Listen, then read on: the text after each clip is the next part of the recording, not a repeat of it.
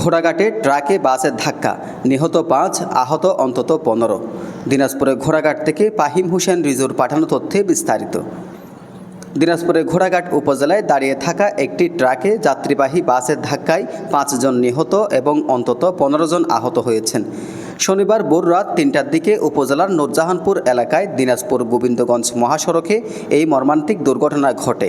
প্রত্যক্ষদর্শী ও পুলিশ সূত্রে জানা যায়, মহাসড়কের পাশে একটি ট্রাক যান্ত্রিক ত্রুটির কারণে বিকল হয়ে দাঁড়িয়েছিল।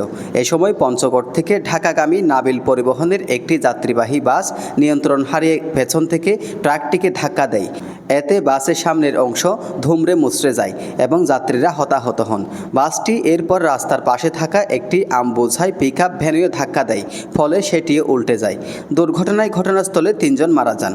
আহতদের দ্রুত উদ্ধার করে ঘোড়াঘাট উপজেলা স্বাস্থ্য কমপ্লেক্স ও রংপুর মেডিকেল কলেজ হাসপাতালে পাঠানো হয়। পরবর্তীতে চিকিৎসাধীন অবস্থায় আরও 2 জন মারা যান। নিহতদের মধ্যে 2 জনের পরিচয় নিশ্চিত করা গেছে।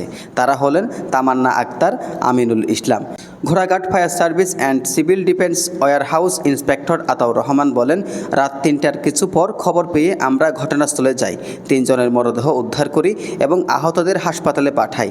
আরও 2 জন হাসপাতালে মারা যান। ঘোড়াঘাট থানার ভারপ্রাপ্ত কর্মকর্তা ওসি নাজমুল হক বলেন, পথে দাঁড়িয়ে থাকা ট্রাকটিকে পেছন থেকে বাসের ধাক্কায় এই হতাহতের ঘটনা ঘটে। পিকআপ ভ্যানটিও ক্ষতিগ্রস্ত হয়। পুলিশ, ফায়ার সার্ভিস ও সেনাবাহিনী যৌথভাবে উদ্ধার কাজ পরিচালনা করে। দুর্ঘটনায় আহত ব্যক্তিদের মধ্যে 6 জনের অবস্থা গুরুতর বলে জানা গেছে। নিহত ও আহতদের পরিচয় নিশ্চিত করতে পুলিশ কাজ করছে। এ দুর্ঘটনায় গোটা এলাকায় শোকের ছায়া নেমে এসেছে।